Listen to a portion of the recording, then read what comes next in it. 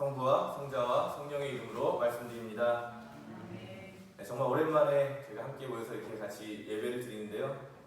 아직도 이렇게 마스크를 해야 되고 또 이렇게 좀 간격을 두어야 되고 좀 여러 가지로 불편한 점이 있지만 그래도 이렇게 조금 모이기 위해서는 그런 불편함을 좀 감수해 주시고 아직도 좀 안심하기보다는 좀 주의하면서 우리 코로나19가 완전히 종식되어서 다시 기쁨으로 저희가 다시 일상으로 돌아갔으면 좋겠습니다. 저희가 함께 모이지 못하기 때문에 서울교구에서는 기쁨의 50일 신앙운동이라는 것을 하고 있는데요. 저희 교회는 마르코 복음을 이 기간 동안에 함께 읽기로 해서 지금 읽고 있습니다. 그래서 매주 수요일마다 저희 밴드 라이브로 해서 이제 마르코 복음을 쭉 읽어나가고 있는데요. 지난주 그러니까 수요일에는 우리 주일학교 아이들이 주일학교 선생님들이 많이 도와주셔서 아이들이 성경을 이렇게 읽어가지고 그거를 영상으로 촬영한 다음에 저에게 사무실로 보내서 저희가 이제 편집을 했는데 그 아이들이 들어보신 분들 있으시죠? 아이들 등에 그 읽는 모습이 참 귀엽기도 하고 또 색다르게 많이 느껴졌는데요. 제가 그럼 편집을 하고 있는데 같이 있는 유신부님이 목소리만 듣고 다 아시더라고요. 누구 목소리구나, 누구 목소리구나. 그리고 그 목소리만 듣고도 정말 많이 반가워하시더라고요. 그걸 보면서 오늘 말씀이 많이 생각이 났습니다. 주로 양이 목자의 그 소리만 듣는다고 생각했는데 그 정도 되려면 목자도 양의 소리를 잘 들어야 되겠구나. 양이 어떤 소리를 내는 건지 그러면서 저도 하나님의 말씀도 열심히 듣지만 교우님들의 말도 잘 들어야겠다. 여러분 하시는 말씀도 잘 듣는 그런 성직자가 되도록 노력하겠습니다. 여러분도 기도 많이 해주시기 바랍니다.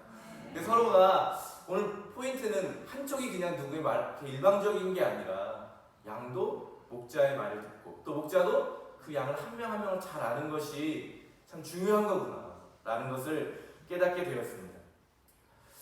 여러분 오늘 주님께서 말씀하신 그 말씀을 같이 생각해 보면은요, 이렇게 좀 어려운 시기를 지나고 있는 이 시대, 이 시간 동안에 저는 참 은혜가 되더라고요.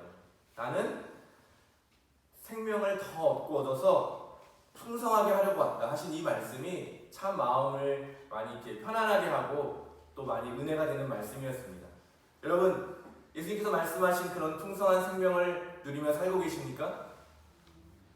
네, 우리가 주님을 믿고 따른다고 하는 것, 또 우리가 신앙인을 살아간다고 하는 것이 예수님이 오늘 우리에게 하시는 말씀은 바로 풍성한 생명을 사는 것이다 이렇게 말씀해 주셨습니다. 그러면 풍성한 삶을 사는 건 무엇일까?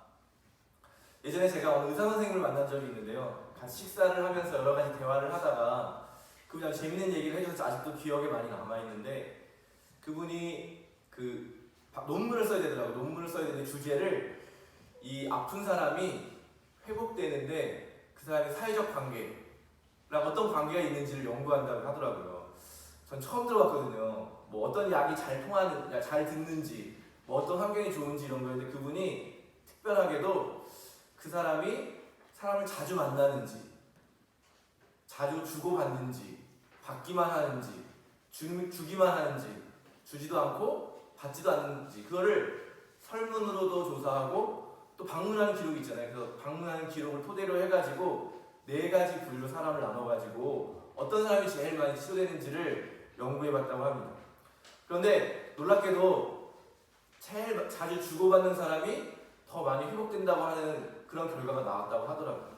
그리고 그 다음이 잘 주는 사람, 또 그 다음이 잘 받는 사람, 그 다음에 제일 나쁜 결과 나온 사람이 주지도 않고 받지도 않고 찾아오지도 않고 병실에서도 그런 분 있잖아요. 옆에 앉아 침대 분하고 얘기도 하지 않는 그런 사람은 잘 치유되지 않더라라고 하는 거를 저한테 얘기해 주더라고요. 그러니까 사실 오늘 예수님이 하신 풍성한 생명을 사는 방법은 예수님이 다시 하신 다른 말씀, 서로 사랑하며 사는 삶이야말로 주님이 주신 그 축복을 누리는 삶이라는 것을 깨닫게 되었습니다. 여러분 많이 사랑하면서 사시기 바랍니다. 여러분의 만나는 분들 모두를 만나는 마다 축복해 주시고 또 여러분이 그 사람들을 찾아가시고 많은 사람들을 여러분 사랑하시며 살기를 바랍니다. 그래서 그 가운데 주님께서 우리에게 주시는 그 생명의 풍성함을 마음껏 누리시기를 바랍니다. 사실 이게 바로 신앙의 핵심인 거죠. 사랑하는 삶, 하느님을 사랑하고 이웃을 사랑하는 삶. 그런데 우리가 그것을 잘 실천하지 못하는 또 하나의 문제는 사랑이 무엇인지를 잘 모르는 데 있는 것 같아요. 사랑하기를 싫어하는 사람은 없는데 우리의 삶에서 사랑을 잘 하지 못하는 이유는 사랑에서 잘 배워본 적도 없고 사랑에서 오해하고 있는 것이 많기 때문이 아닐까. 사랑이라는 말은 너무나 넘쳐나고 있는데 우리 주변을 봐도 정말 아름답다, 저게 바로 진정한 사랑이지라고 하는 그런 모습은 찾기 어려운 시대를 살아가고 있는 것 같습니다. 그래서 오늘 잠깐 그리스도에서 말하고 있는 사랑은 무엇일까? 우리가 사랑하면 살아야 되는데 그 사랑이 무엇인지를 우리 하나님의 존재 방법, 그 삼위일체에 나타나는 하나님의 사랑을 잠시 좀 나누고자 합니다. 첫 번째로 그리스도교에서 말하는 사랑의 특징은 그 사람을 이렇게 독립적으로 유지하게 한다는 것입니다. 우리 사랑이라고 생각하면 흔히 이렇게 서로 의존하고 서로가 이렇게 밀착되는 걸 생각하는데요. 하나님은 삼위로 계시지만 하나이고 그러나 삼위로 계시다고 이야기하거든요. 서로가 서로를 이렇게 독립적인 고유의 그런 모습이 존재한다는 것입니다. 진정한 사랑은 그 사람을 더 그 사람답게 해주는 것이죠. 나랑 비슷하게 만들고 내가 원하는 모습으로 만드는 것이 아니라 그 사람을 더욱 그 사람답게 하는 것. 그래서 반대를 생각해보면 더 쉽게 이해할 수 있을 것 같습니다.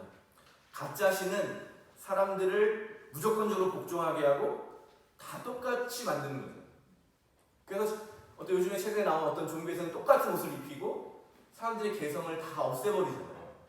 근데 우리 하나님은 어떤 분이십니까? 우리 한 사람 한 사람을 너무나도 유니크하게 아주 유일한 존재로 만들어주시는 것이죠. 다 다른 모습으로 각자의 모습을 가질 수 있도록 만드신 그 이유는 바로 하나님이 우리를 한 사람 한 사람 다 지극히 사랑하시기 때문인 줄로 믿습니다. 그렇기 때문에 우리가 사랑할 때 내가 사랑하는 대상을 나랑 똑같이 만들기로 하거나 내가 원하는 모양으로 만들려고 하는 것은 사랑이 아닌 것이죠. 오히려 그것은 사랑이라고 하기보다는 폭력이라고 부를 수 있겠습니다. 그런데 우리 주변에는 이런 폭력을 사랑이라고 하면서 사랑인 줄 착각하고 하는 사람들도 참 많은 것을 보게 됩니다. 그리스도에서 말하는 사랑은 서로를 비추어주고 서로를 더욱 빛나게 해주는 것임을 여러분 기억해 주셨으면 좋겠습니다. 두 번째 그리스도의 사랑은 바로 상호적으로 또 그것이 역동적으로 일어난다는 것이죠.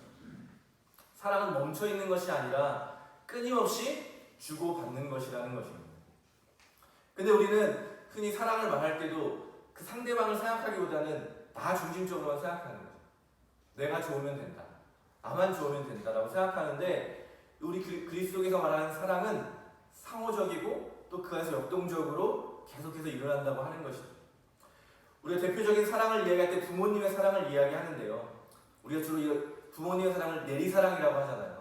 한쪽 방향으로 흘러가는 것처럼 우리가 이야기하는데 잘 생각해보면 부모가 자녀를 사랑해서 자녀를 키워나갈 때, 양육할 때 부모만 주는 것 같지만 사실 부모가 자녀에게 사랑을 줄 때 그 자녀는 부모에게 기쁨을 주는 것이죠. 부모가 자녀를 사랑할 때 부모도 기쁨을 넘치고 자녀도 기쁨을 넘치게 되는 것. 이런 게 사실은 이 상호적으로 서로 간에 주고받게 되는 관계가 진정한 사랑이라고 하는 것입니다. 내 마음대로 주고 싶을 때 주고 받고 싶을 때만 받는 것이 사랑인 것이 아니라 내 진정한 모든 것을 상대방에 쏟아줄 때 상대방은 또 더 귀한 것으로 다시 돌려준다는 것이죠. 그래서 사랑은 주고받는 것이라는 것입니다. 일방적으로 주고 끝나는 것이 아니라 내 모든 것을 상대방에게 줄 때 상대방의 존재로서 다시 우리에게 돌아오는 것. 그래서 그리스도에서 말하는 사랑은 역동적인 것이죠. 항상 주고받음의 물결 이렇게 막 파도 치는 것처럼 그렇게 사랑은 역동적으로 작용한다는 것입니다. 그래서 우리가 늘 사랑을 내 중심적으로만 하는 것이 아니라 우리 안에서 일어나는 그런 것으로 파악해야 되는 것입니다. 마지막으로 세 번째 그리스도에서 말하는 사랑의 특징은 그럼에도 불구하고 하나를 유지한다는 것입니다.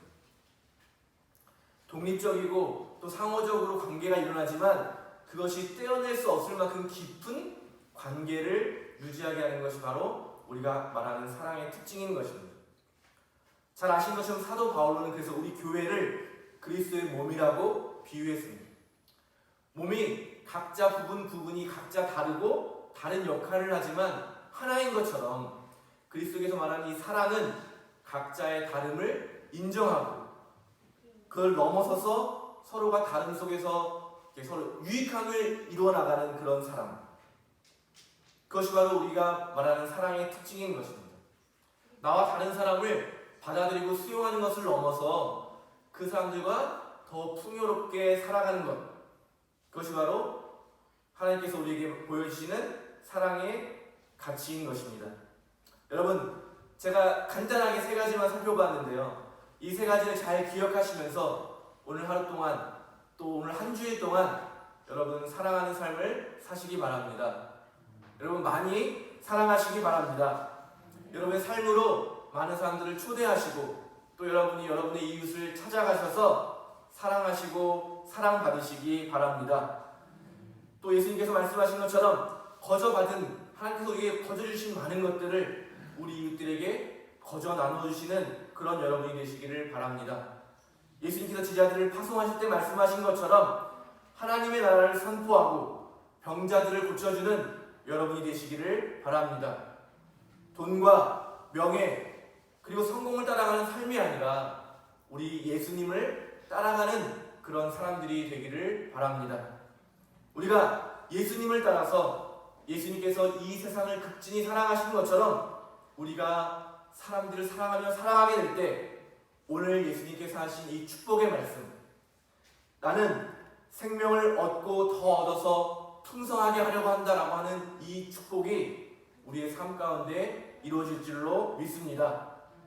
우리의 삶이 생명으로 가득하기를 바라시면서 십자가의 길을 가시고 죽음을 통과해서 부활하신 예수님을 우리 다시 한번 바라보고 기억할 때에 주님 말씀대로 서로 사랑하며 살게 되기를 바랍니다.